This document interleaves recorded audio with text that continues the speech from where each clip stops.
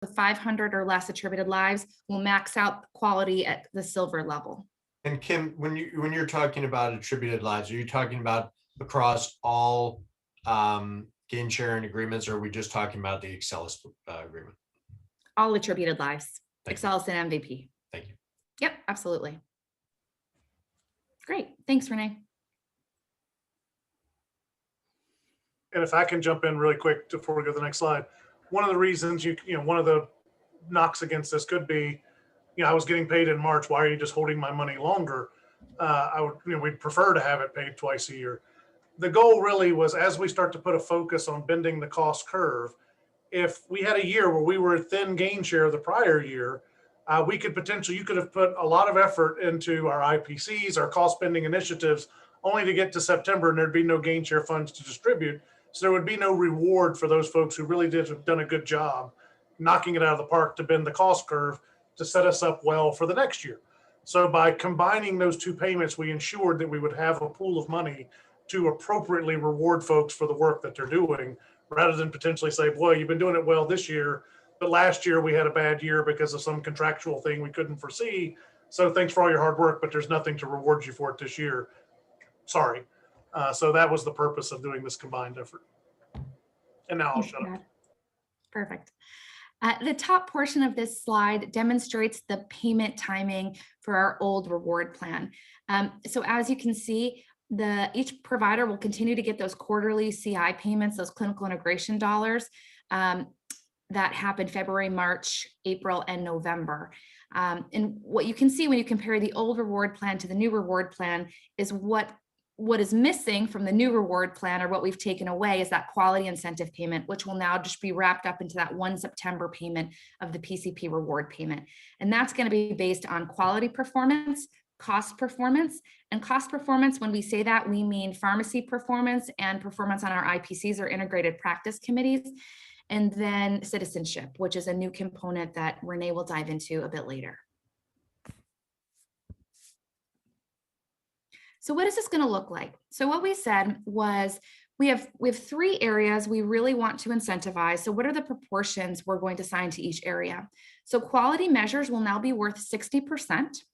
IPCs and pharmacies. So IPC is just a quick tangent on that. They're integrated practice committees, and it was a model that we borrowed from Baylor Scott and White out of Texas. And really, these IPCs, Baylor Scott and White defined it as cost-driven, utilization-based initiatives. So with an eye on reducing cost and utilization, and that's what we've done here with our IPCs. And then 10% will be pharmacy performance. Going back up to the quality piece, that's 60%. 50% will be based on Arcadia performance, and we have the gold and silver. So that gold threshold is 90%. The silver threshold is that 65%. And the remaining 10% of the quality measure piece will go to a specific quality measure initiative that Elizabeth and her team will be engaging the practices on. I believe thus far it is depression screening, but as we dive into the initiatives at future meetings, I'm sure Elizabeth will be able to describe that in more detail. Any questions on the format, the 60-30-10, before I dive into IPCs just a bit? Okay. Within IPCs and pharmacy, Renee, would you mind going back? Perfect, thank you. Within IPCs and pharmacy, we are planning to allot in 3 different initiatives here. So 3 different initiatives will get you your 30%, and we'll have different benchmarks for each of those initiatives. And this will really be determined based upon where you have opportunity to improve. So for example, 2 of the IPCs we're currently working on right now are the 5-contact readmission program and our post-acute care program. Post-acute care is still in the pilot phase, so that won't be a part of this. However, Erica's pharmacy initiatives will also be in this section as well. And as for citizenship, again, I'm not going to comment too much on citizenship, but rather let Renee dive into that later on. Chad, anything else you want to add? Okay. No, I think that's good. So we like to have a bit of fun at AHP. So we're referring to the provider engagement report as the PER. So naturally a cat showed up on this slide. So bear with us. So this is the new triple aim report. As you probably remember, a few times a year, you'd receive this report that would update you on your quality measures and some of the specific initiatives that we were engaging in at AHP. However, you'd only be rewarded for that quality measure portion. And some of the feedback we received on the triple aim report was that it was great, but you wanted more information. You wanted to be able to drill down on your patient list. So if Erica and our team said, hey, we want you have 10 Glumetza gaps, you wanted to know who the patients were, which made complete sense. So one of the new functionalities that you'll see from Bob's presentation a bit later is the ability to drill down into the provider engagement report to get to actionable information. And this is why we are trying to mirror this provider engagement report exactly with the incentive plan, so you know what you need to do to be able to move the needle. These will be distributed quarterly, and it will highlight quality and cost performance along with citizenship. So we're going to incentivize 60% quality, 30% cost, 10% citizenship. You will see how you are doing on all of those each quarter and be able to drill down into the specific details of those as well. We briefly talked about this last bullet point before. Yeah, Renee, that's perfect. You can stay here. But again, the goal of this is really to be customized to the provider's opportunities. So before I dive into this, Bob is going to walk us through the technical side of this and the user interface side of this and really ask for your feedback on what this looks like in a few minutes once Renee and I wrap up. So I just want to focus on connecting the incentive plan to the provider engagement report and how they mirror each other. So if the first thing that will pop up, this is the welcome page. The first item here is the cost versus quality grid. And I know Chad has brought the cost versus quality grid to this group before. And just to jog your memory, on the x-axis is quality performance. So it's shaded bronze, silver, and gold. And then on the y-axis of this graph is cost performance. So lower cost would be down here, higher cost would be up here. So if my zoom square is the graph, we want people in this lower right-hand corner. I'm sorry, no, we don't want people down there. Where do we want people? We do, we want people in this lower right-hand corner. This is low cost, but high quality. Low cost, high quality. So what this cost versus quality grid will allow you to do is see where you are on this graph in comparison to your colleagues who will be blinded. But what this cost quality grid will provide you is a launching point that will then customize your provider engagement report. So if you are up here with your expenses, but your quality is still good, your provider engagement report, although it will have the quality portions, will heavily focus on that cost arena. And similarly, if your cost performance was down here, was on this side, so the lower end, but your quality performance was not well, the provider engagement report would mainly focus on your quality performance. So it acts like a directional arrow for the rest of your report. Does that make sense? Okay.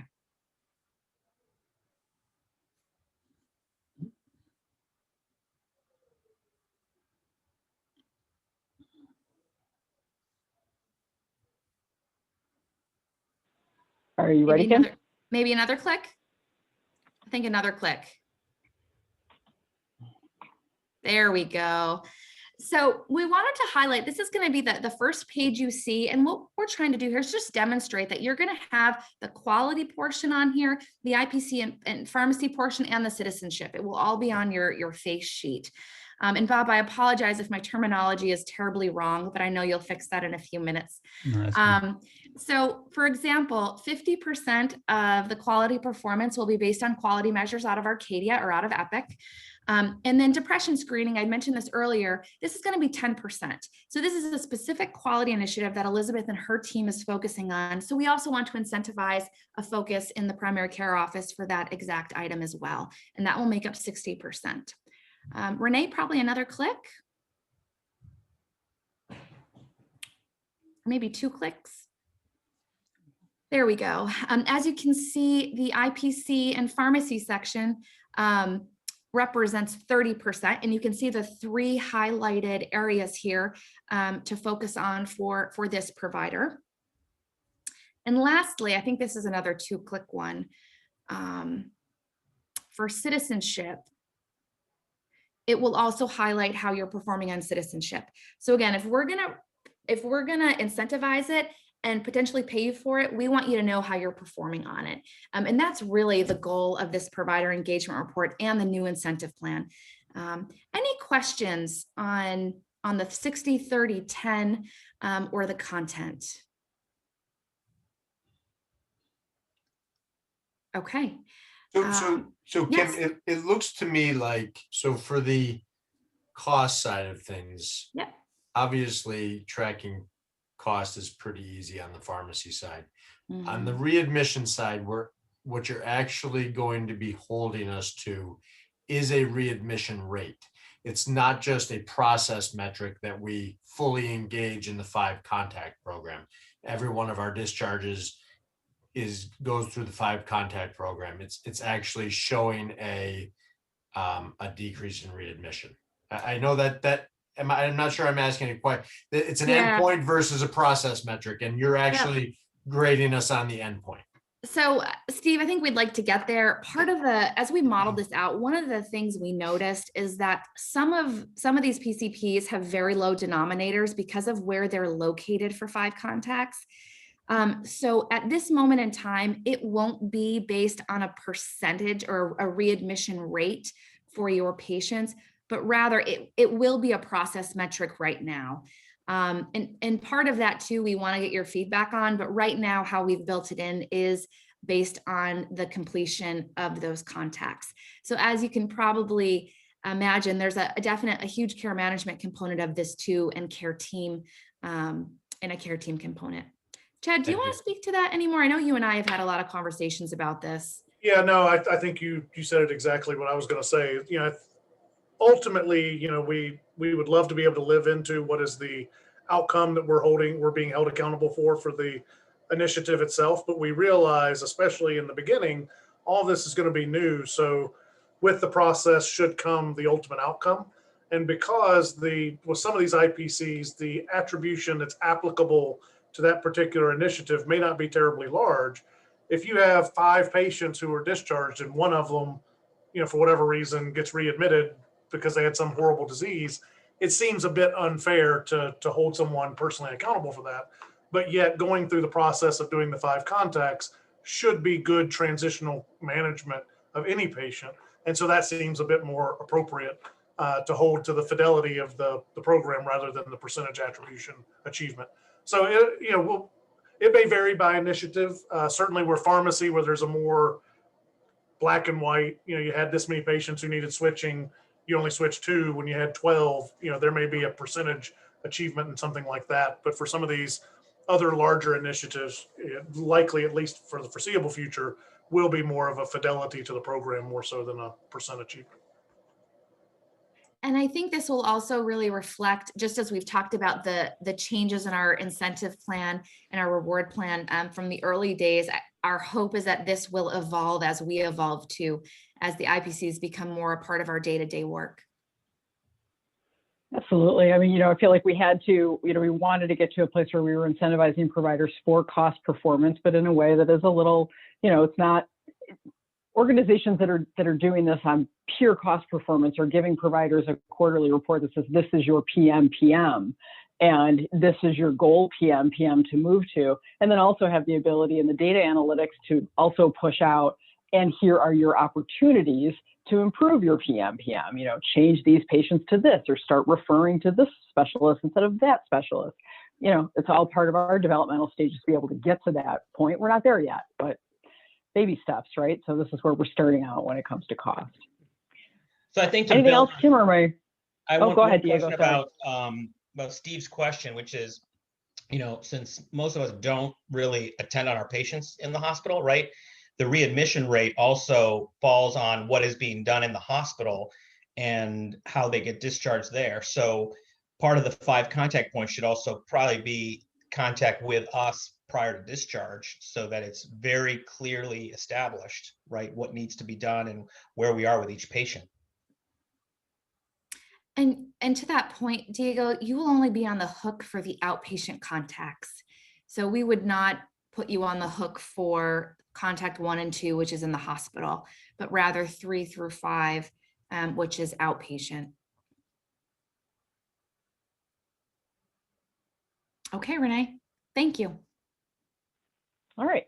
So the smallest item on the incentive equation is citizenship, but it's still something that's important to us. It's something that we feel we want to encourage. We want to incentivize activities that speak to a provider's engagement with our organization, their understanding of our goals, our mission, and their willingness to be truly a physician leader in a way within our organization.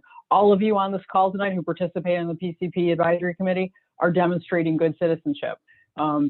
Your performance is not matched by a clear majority of our PCPs. So this is a way we're hoping to encourage that engagement.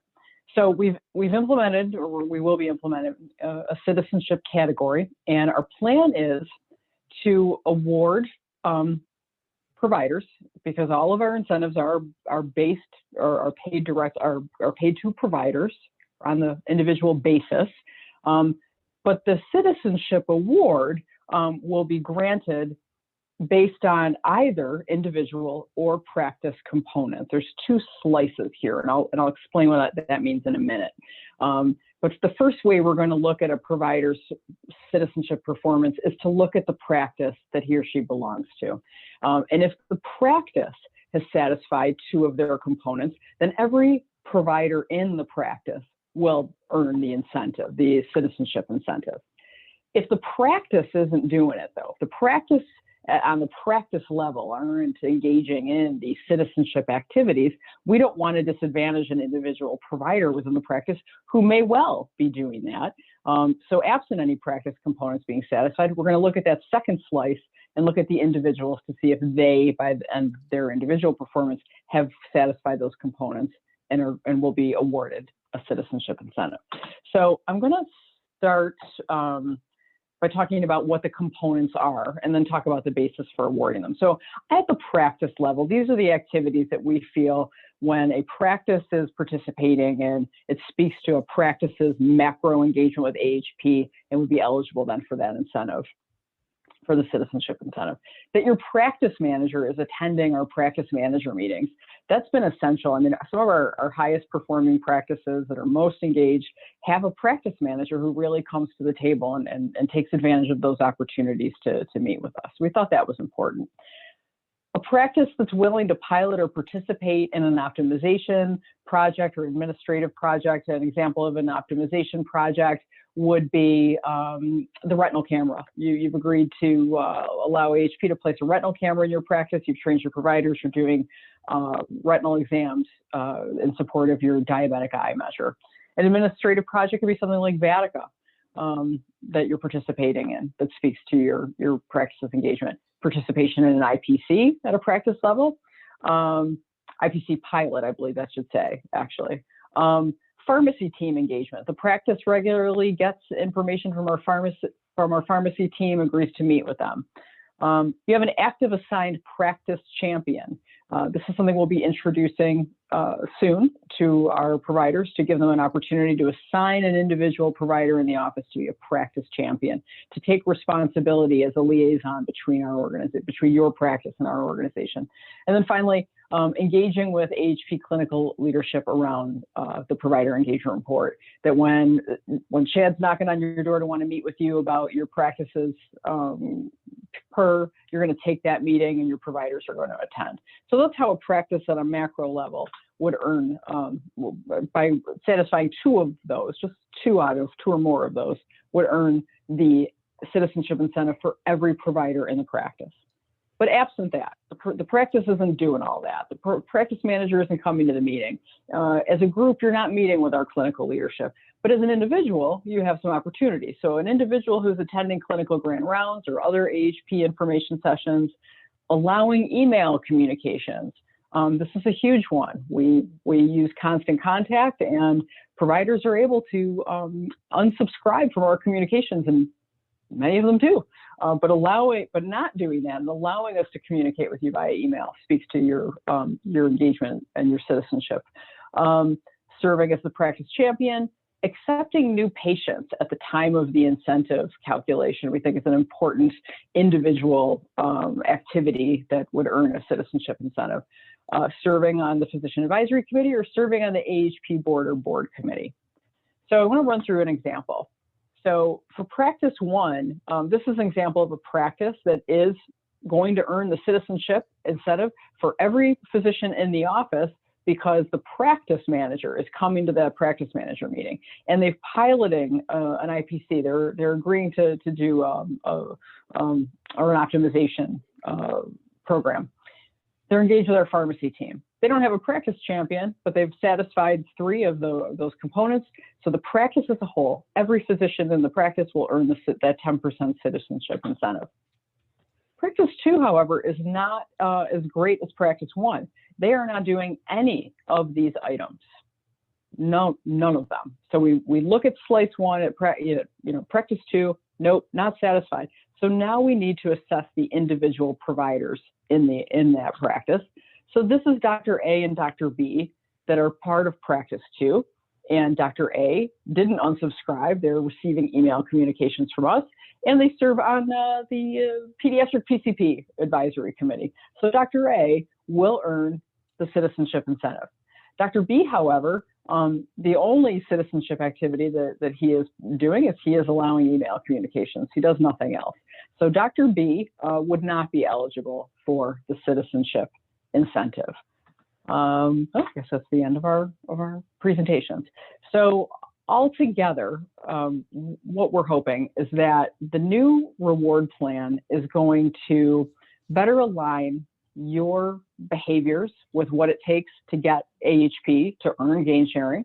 And we're hoping to encourage citizenship in particular.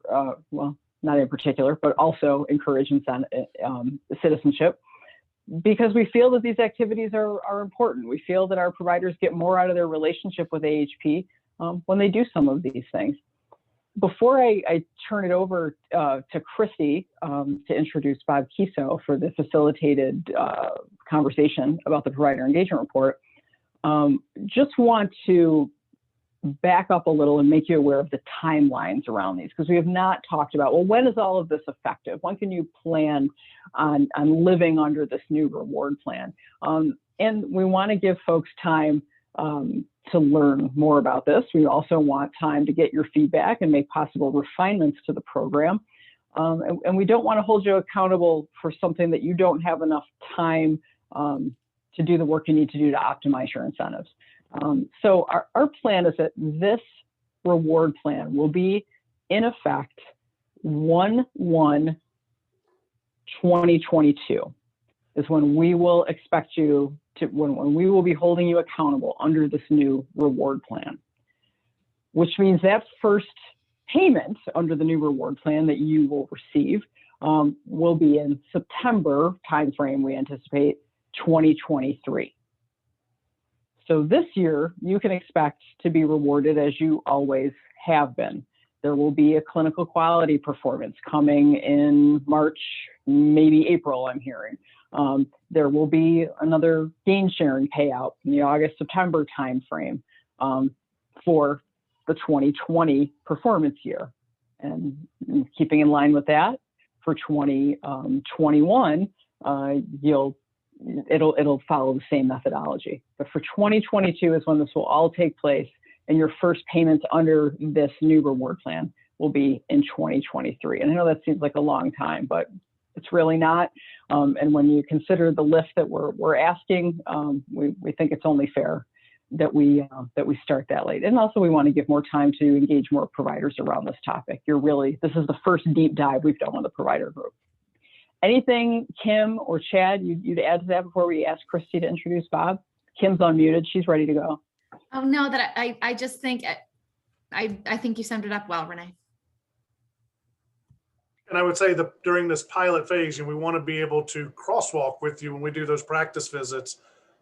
Here's what your gain share is this year under the old methodology, but if this were live right now, this is what your gain share performance would look like, better or worse, so that you can kind of get a sense over the course of this next 6 months while we run up to the go live of the actual incentive plan going into effect, and know, kind of get a sense of how it would affect what you need to do to start positioning yourself in your practice. And then, by January, this will not hopefully appear to be a new or shockingly different approach.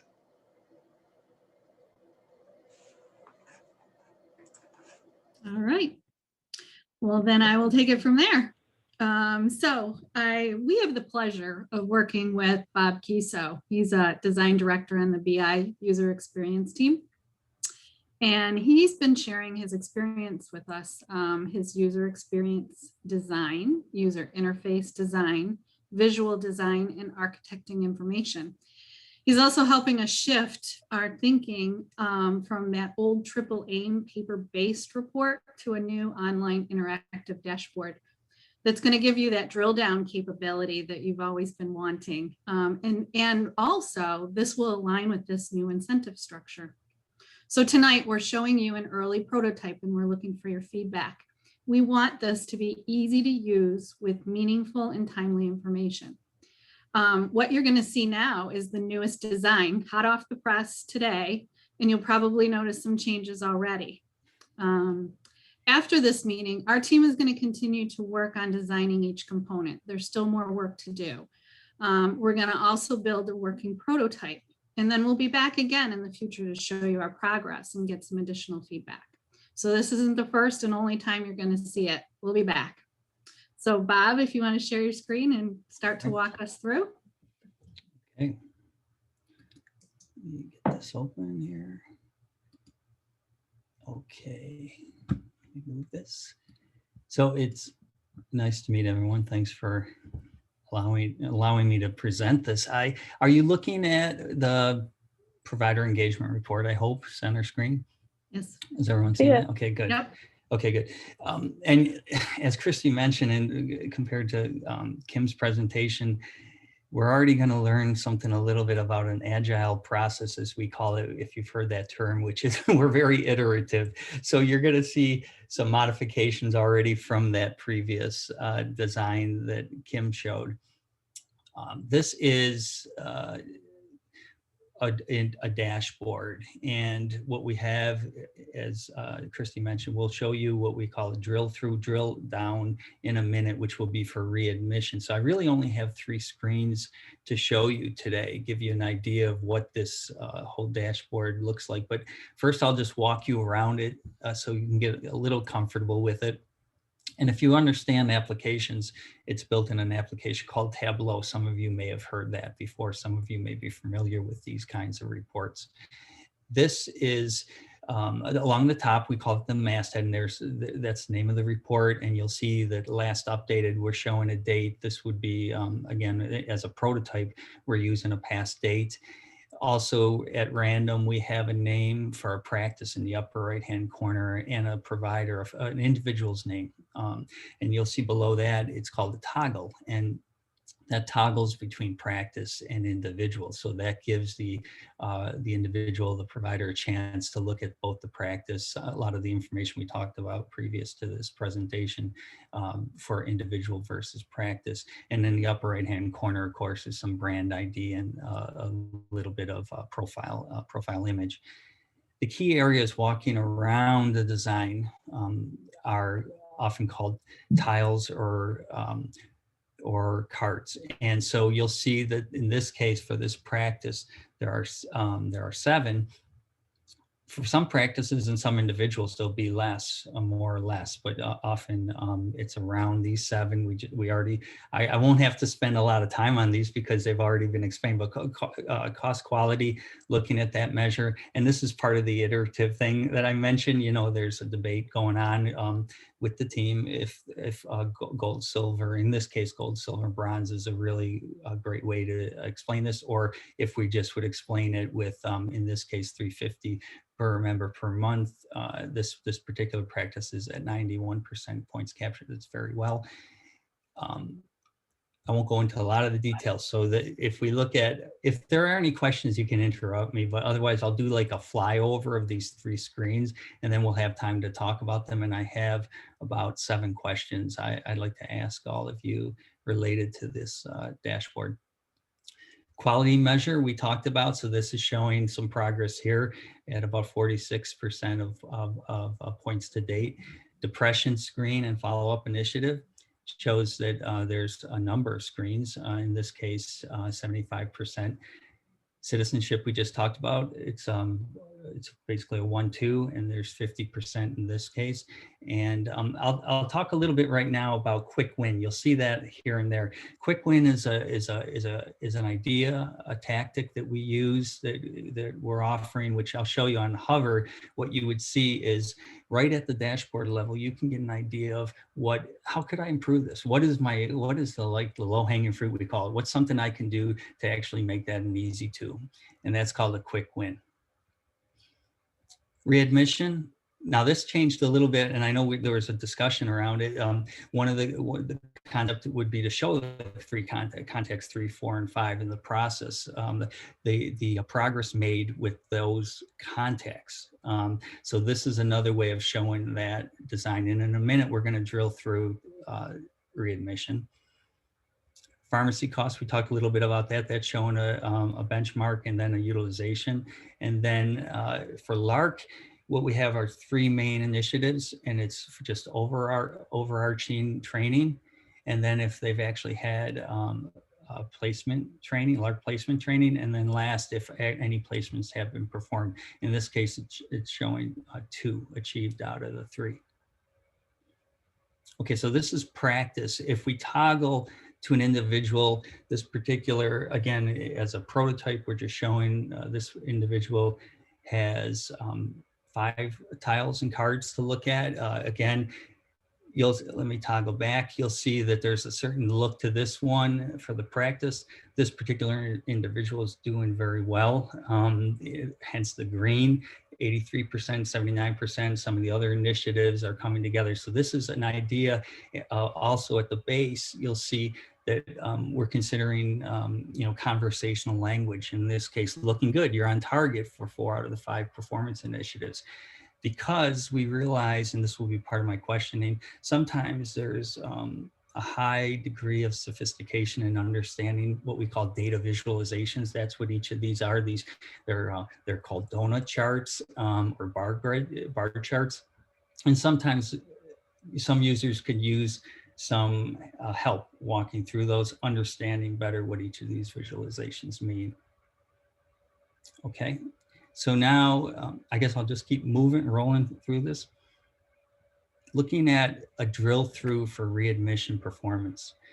This is a level of detail, and I know some of this just came up. So in the upper left-hand corner, first of all, we might do a base description of what that is as a reminder, the initiative, but also in the upper left as a dominant area, it's showing context 3, 4, and 5. This particular, we're looking at a practice level, is at 43, 26, and 17% for 3, 4, and 5. It's showing how many discharges and then how many contacts were made in that double bar graph. Below that is the details. You can get into further details, and it's collected in the table. As we move to the right, you'll see that there are another thing that could be valuable to share would be the top 5 discharge. So you understand what those are, COVID-19 and the other various diagnoses that are happening at this particular practice. That's a quick hit amount of information that you'll see reflected below it in the patient list. So if we look down there, you'll see that that's a table. Those would be, it says EMRN right now, that would actually be patient names when this is finally designed. We're using some prototype table data. And then in this area that you would get all the answers as far as context 3, 4, and 5. There's a scroll. So this information scrolls down, so you'll be able to look at, depending on how many patients are there, you get a full view. This practice would get a full view of the patients. a detail around this. I'm not sure if this would be actually on the, we need to discuss this, if this would be on the practice dashboard, or would it be only when you toggle to an individual, that the individual provider would see her or his full list of patients. And then last, in the upper right-hand corner, readmission rate is often something that's discussed. 12.5 for this particular practice of total discharges. So that's looking at a drill through, and I know I'm kind of explaining this rather quickly. Are there any questions about this right now? What do you think when you see this overarching questions? And I'll go into some detailed questions, but any reactions? I gotta open you guys up so I can look at it. Well, there's, this is Steve. I can read comments that are coming in. So here's a question. Okay. Are hospitalizations just medical, or does it include surgical or maybe oncology? I don't know. OB, obstetrics. OB. Okay. The 5 contacts program only applies to medical discharges. So for the purposes of this, just because surgical discharges have their own follow-up, sometimes the follow-up was with their surgeon, not really their primary care team. And similarly for OB. So for the purposes of the readmission program, it would be reporting on medicine service readmissions. Okay. So otherwise, contacts 3 through 5 wouldn't apply to the others. So not to be a lead head here, but this is an individual's report card, but it's practice level data. It's provider specific data. So this would be the patients assigned to that PCP that had been discharged during the course of the 3 months that applied to this provider engagement report. Okay, so these numbers are completely just. This is demonstration. Yeah. Okay. Unless you have a really hard problem admitting patients. Yeah, this is all just dummy stuff, and it doesn't even align, tile to tile. But one thing to clarify though is that when you as a provider log in, you're going to land on a practice page. So you'll see that quality cost or the cost versus quality grid, and you'll be able to drill in and look at the chart. And there's certain things that you're going to be able to see about the practice as a whole. Right. And, we're still designing out what you drill into and what you see about your practice. But then you hit that toggle and you go over and you see your own report card, because we pay incentives to at an individual performance level. So that's really where the meat of what you're, how you're doing and where the expectations are. So you do have the ability to toggle between the two. And one more question about contacts 3, 4, and 5. How are we going to mine that from different EMRs, and will that be a seamless process? So Diego, contacts 3 and 5 are occurring in Epic through the care manager. Contact 4 is most likely a PCP visit. Christy and Matt are pulling those data out of Arcadia because we get the claims. And so that's our approach. That's our approach to capturing those contacts. So the hospital follow-up visit in the PCP EMR will be what gets captured. Correct. Yes. Got it. Thank you, Kim. Absolutely. And will the coding, will it need to be coded as a transition care management visit, or No. it doesn't, okay. It'll just capture it in the right time frame, and it'll assume that it's a hospital follow-up. Okay. Correct. Admittedly, you could do a pharyngitis visit during the proper time frame and it could trigger, but Okay. we presume Okay. you guys are doing the right thing. Yeah, no, just good to know. And maybe any way that toggle switch, does anyone think that toggle switch needs to be bigger or more prominent? It looks a little hidden. The practice individual switch, I don't know. Maybe, I don't know. I don't know if it can be bigger. Yes. Let me. Yeah, of course, I can increase the size of that. It shows, let me make sure this is operating here. So yeah, as far as the size of the toggle, yeah, I could, of course, I could work on that. That's something that's easily I could look at.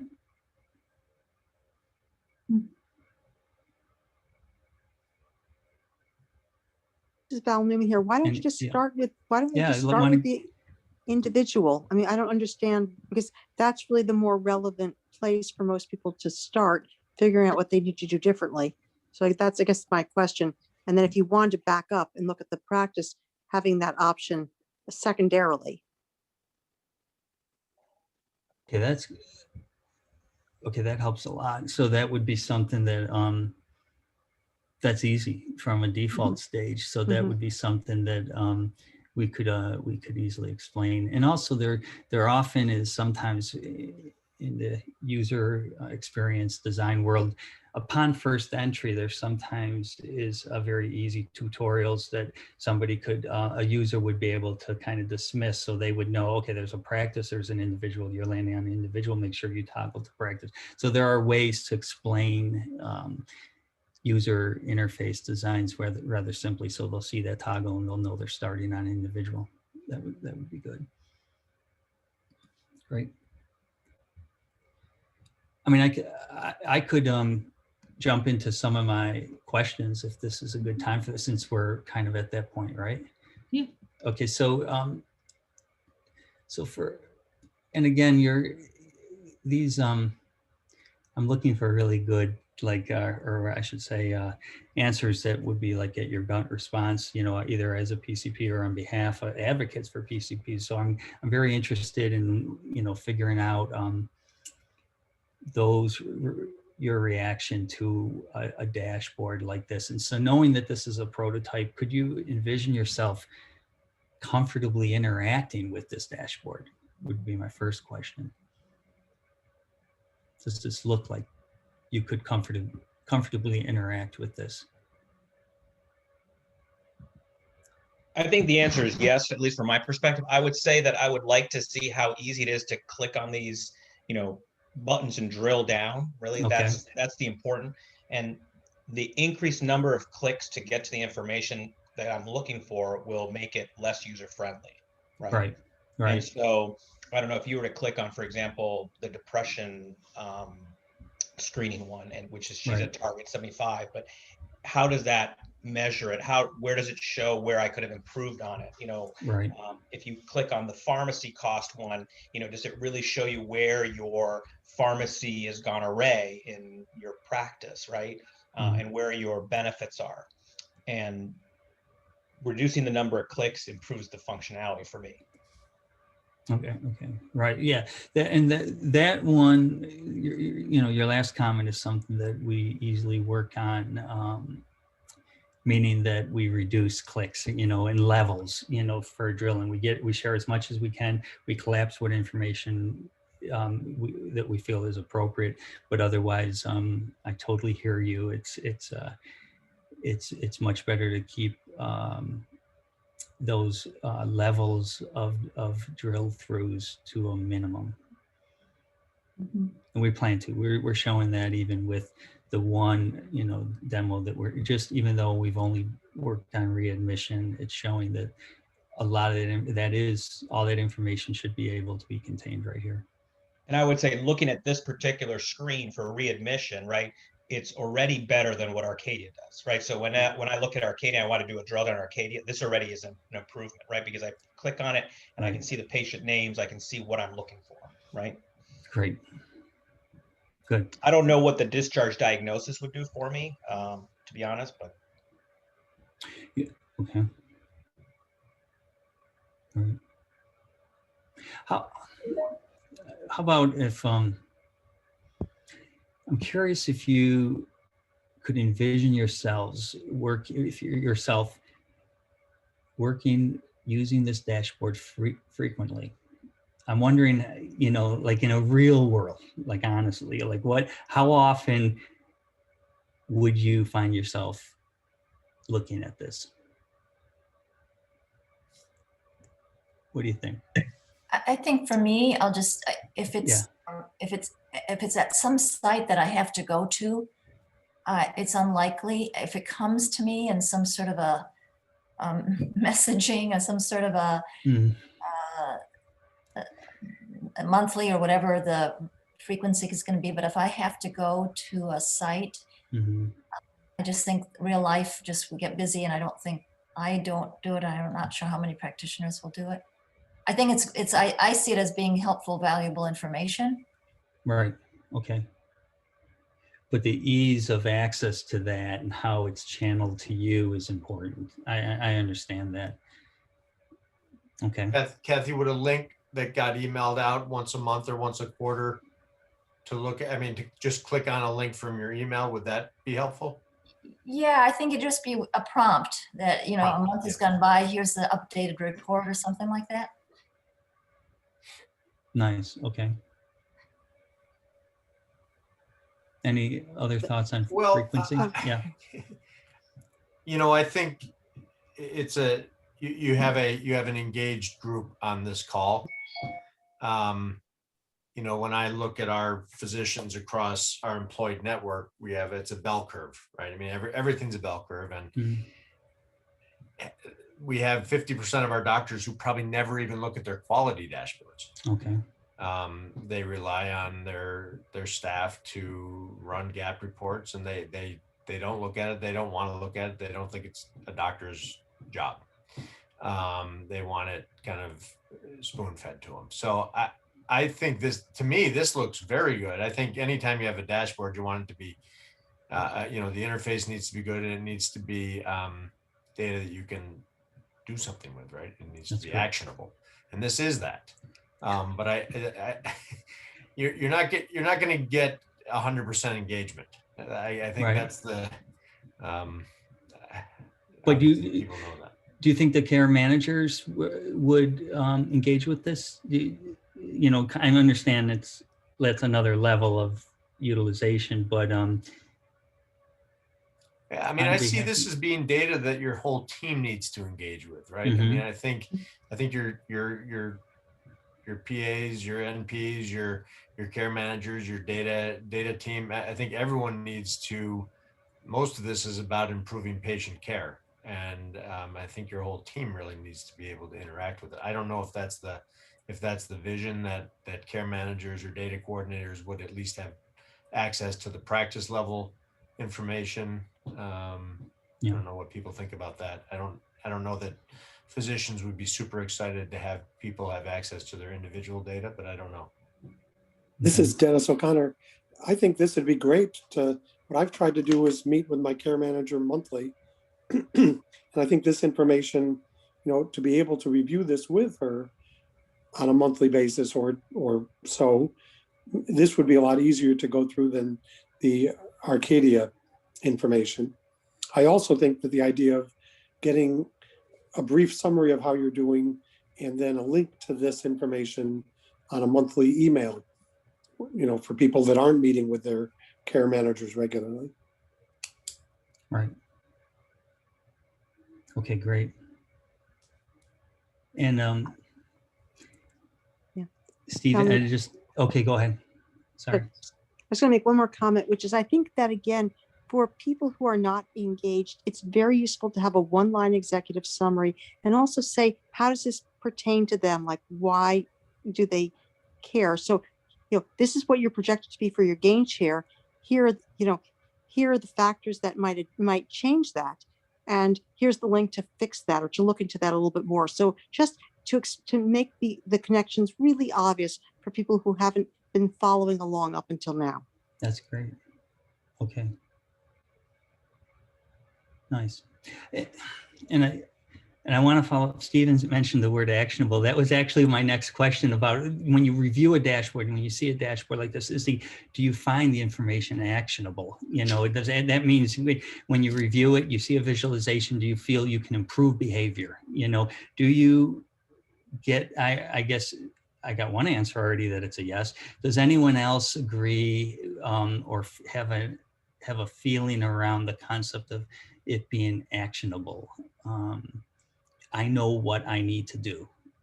Do you feel that way? Well, I would, I mean, it would be helpful to be able to drill down, for instance, on pharmacy cost and Right. see where you're not. I think that's not actionable, right? Actionable would be able to drill down and see where you can actually. Okay. Where you're, I think that's what I mean by actionable. Then the drill through, these drill downs are when you get what teased up here, and then you kind of get into it here. Okay. Any other thoughts around that concept? Well, I think if your data is in front of us, right, and you're able to pull out what the numerator is going to need to do, it's actionable. Okay. Right. Great. Right. Okay. Well, I'll just quickly comment. If the actionable would be actually if you click on a patient that has a gap, like they don't have a microalbumin, and you click on it, and then it says order microalbumin now, click. It would actually be to fix the problem with an actionable order. So if you wanted to dream, that would be the ideal scenario. I love dreaming. Yes, that would be highly interactive and actionable. Right. Real time too. That's great. Yeah. Outstanding. And I have a question. How do these yellow lines get on my screen? Is somebody drawing? I mean, it seems like, is there ability to draw? And I know there is in Zoom. So do you see these? As an interface designer, I'm just startled. All right. So next question. This is where it kind of gets, I use the term emotional, meaning I want to know where your needle's at when you look at a dashboard like this. Does it feel positive or negative? I'm curious about this, like, inspiring or painful, what's your gut reaction when you hear that question? I guess if there's a lot of green, it's inspiring. If it's a lot of reds. So you clearly do get that kind of feeling from it. Okay, that's fair. That's purposeful. Right. And I would go back to what Steve was saying before, which is there are some people who care about these things and other people who just want to do the minimum amount of work possible. Right. Okay. Some people who are incredibly OCD will be on this, will have a tool to really be able to fuel their OCD significantly. Right. And correct whatever problems they need to correct. Right. If you were to get, imagine the masses for PCPs, would you say they won't tend to be OCD that way of getting into these what we call data visualizations? Probably not. Would you say? Or I think that's probably practice dependent. I'm sure, okay. A private practice group would probably be a lot more, likely to engage with this frequently. Okay. Because we're responsible for our own financial benefit. I don't know. What do you think, Steve? Do you agree with that? I don't know. I don't want to get into a fight with you, Diego. No fight. All right. Well, how about just a different question again, as a user interface designer? What I ask sometimes is, when you see a prototype, a dashboard like this, could you be here by yourself, or do you need a techie? I know we've kind of touched on this a little bit, but what's your gut take on this? Can you be alone looking at this, or do you need? Oh yeah, I think this is very user friendly. I think you can, once you learn it, right. I find it very useful. Okay. Great. Okay. It strikes me though as something that people are going to need to be walked through the first time. Yes. I think there'll need to be a tutorial. It's not that obvious in my mind. I mean, I would see this, I know we can't do grand rounds because you can't get together, but I would see this as being a really good topic in grand rounds to walk people through this. And just so you know, that the topic has already been brought up, that the kickoff would be doing a grand rounds, even if it has to be virtual, to introduce this. And then our practice visits would be predicated on the new report coming out, and then kind of discussing and kind of using the engagement report as the substance of the practice visit, again, whether virtual or live. Great. Training. Okay. Excellent. All right. I've got just a few other ones. And sometimes I call this one like the semi-awkward question, maybe not. When you see a dashboard like this, do you ask, where's the money? In other words, Renee presented all these stacks of dollar bills and stuff in her presentation. Like, does this look like it's going to equate to money, or does that not matter to a PCP? I'm just kind of curious if that crossed your mind when you're looking at this. Well, it matters. Would it be the kind of metric like and this is hard to do, but like some people make projections and they wonder about, if I do that, you're saying if I do these things, it equals X, 10,000, numbers, like real numbers. Is that, does that ever cross your mind when you look at this, or as far as why can't that be shared, or would that even factor in? Is it for a PCP? Is it all about just behavior, changing behavior and increasing performance?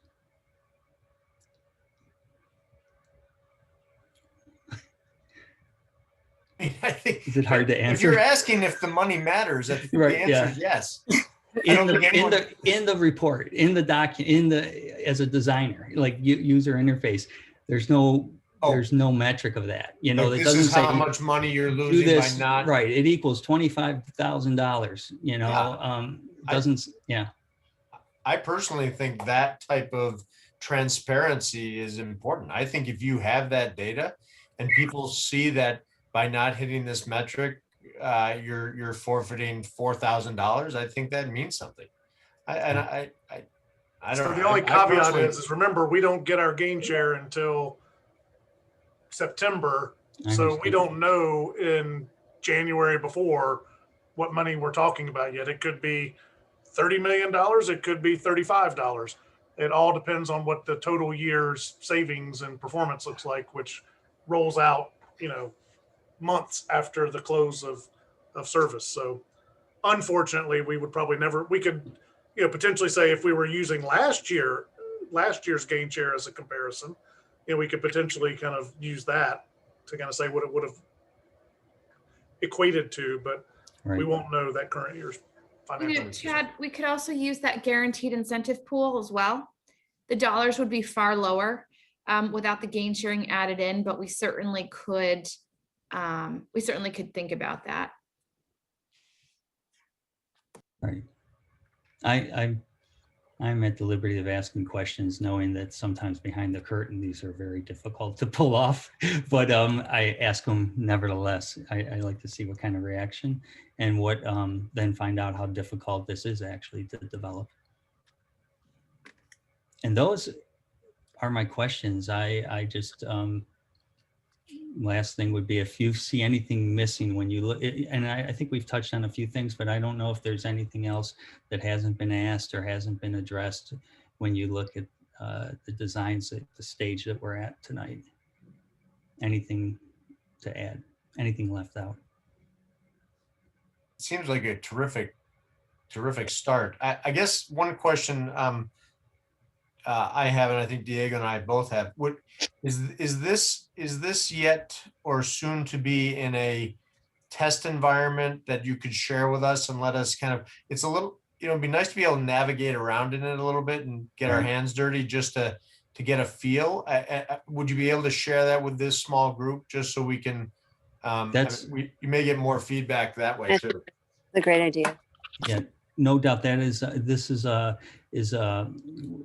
prototype built for, kind of almost like screen grabs. So yes, one day when we develop it very early on, we do, as a user research is also side of my business. What I work on is either side by sides. And what we would do is when we have a program piece where enough of it is developed, I actually sit with users, people such as yourself in this case, and you interact with it, and I observe, and there's a few tasks maybe related to that, and see how those are performed. And that gives us a lot of answers, and it gives you a lot of direction and opportunities at that point to share even more feedback. So yes, that's coming.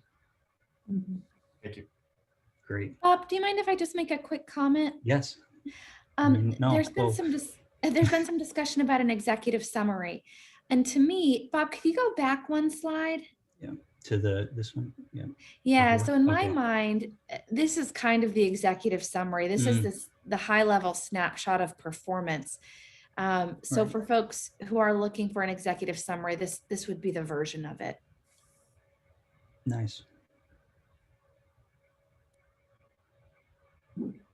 Great. Well, thanks. That's my portion. Back to you, Christy. That's I know, I great. think we went over. Okay. Yeah, thank you. Okay, thanks. Christy, do you want to speak to the timeline a little bit about where we stand in the development of the tool? Yeah, well, we've still got quite a bit of work to do, but I do have a technical team that's working on actually modeling with the data and starting to build that working prototype. Some of what we intend to do is build a working model that AHP folks can start to work with real live data. But we do have to get engaged with ISD and ensure that we've got security in place to protect the PHI. So when we talk about giving you something that you can play with and have, hands-on, it won't be your data. It'll be a dummy data version of it. So, we're just in those stages right now of early development of a working prototype. And then once we have to build this is a longer term project for us. This is really an enterprise application. So we have to ensure that we've got great security, that we can continue to work and grow with this over time. And so we're going to have a long prototyping phase, and then we're going to have this big rollout where we're going to be engaged with each of the practices and doing this grand rounds. And we don't have the timeline exactly right now, but we'll let you know as soon as we have a better projection as to when you'll get your real data and your ability to log into it. Wonderful, thank you. Yeah. Any other questions from the group about this? I will say that I'm just so blown away by Christy's team, and the whole team's work on this has been unbelievable. I mean, where we've come with the triple aim report, I mean, where it was static and clunky and snail mail, I mean, this is going to be, and stale data. This is going to be dynamic and electronic, and the data is going to be something that's actionable. It's just, I really feel like you're launching us into the 20th century and the 21st. But well, thanks a lot, Christy. This has been such great work. I don't mean to take over from the facilitators, but there is one thing I wanted to mention before we wrap up tonight. Is we're headed towards, as you can imagine, we're March is a minute away, and our private practices are usually expecting to receive a clinical integration payment. We would be on schedule now to pay out to practices the fourth quarter of 2020 clinical integration. That's your $1 per member per month for that quarter for your attributed MVP and Excelis patients. That may be a little later, might be more, we're hoping to do it by March, but we'll have to keep you up to date. It's not going to be, we're certainly not going to get it out to you before the end of February. And we also, it's timely since we were talking about the new reward plan. As I mentioned, though, we're still living under the old incentive plan. So providers are going to receive a quality performance incentive, which is usually paid in the March timeline. And that's going to be more like the April timeline this year in order to ensure that we have the data on hand and are able to provide understand your performance with accuracy and pay your incentive with similar accuracy. So just wanted to give you those updates about where we stand with those payments.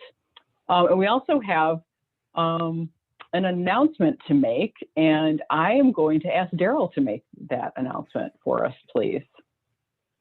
So I'm really, really delighted to share with you that some of you know this. We have a new Senior Director of Care Management, Elisa Stetzer. Elisa has been working with Steve Judge in the primary care administration over the past 2.5 years, Steve? Does that sound right? Yeah, it's coming up on 3. Yep. Coming up on 3. Elisa is just a wonderful leader. She has a lot of expertise in population health. She worked with the advisory board in Washington, D.C. for a number of years. She had her own consulting firm. And then she decided that she wanted to go into nursing. She did the accelerated program at the School of Nursing, finished that a few years ago, and then joined the primary care network to lead its care management team over the last few years.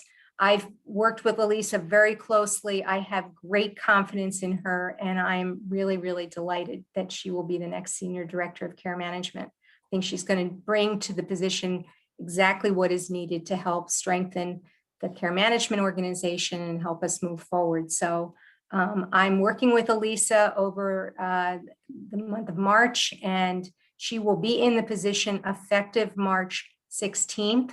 And then at the end of the month, I'm going to transition to a part-time senior clinical advisor role with AHP. So it's been a great ride. I have loved it. It's been a great team to work with. I really want to thank all of you and the search committee that worked so hard to bring us through this process. We've landed in a really great place, and I just really couldn't be more delighted. So. Daryl, I just wanted, I'm definitely speaking for the group here. Thank you, because you really created something new here. And,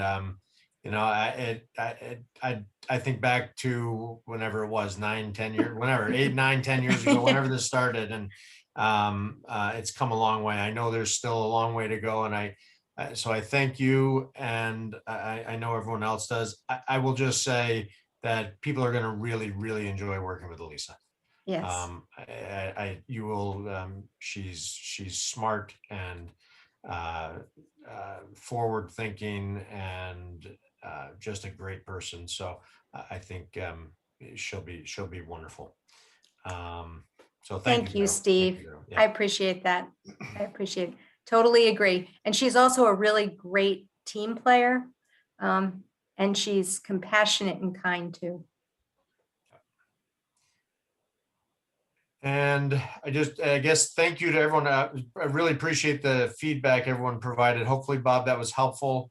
It was. Thank you. And I think going forward, just one last reminder, and Diego, if you have anything you want to add, but just a reminder that please feel free to email myself, Diego, Chad, Renee, anybody, if you have agenda items that you want to see addressed in future meetings. Certainly, something like this is really important, but we also want to have time in meetings to address individual people's questions, because if you're thinking of them, it's likely other people are thinking of them. So please remember to reach out to us if you will. Okay. Great. I think that's probably a wrap. One thing actually I wanted to bring up just for folks, if it's of interest or useful, the School of Nursing reached out for their nurse practitioner training program. They're going to have a crop of folks after COVID, their placement for folks who are completing their nurse practitioner training pretty much at all phases are going to be available and needing and interested in having clinical sites, especially within primary care.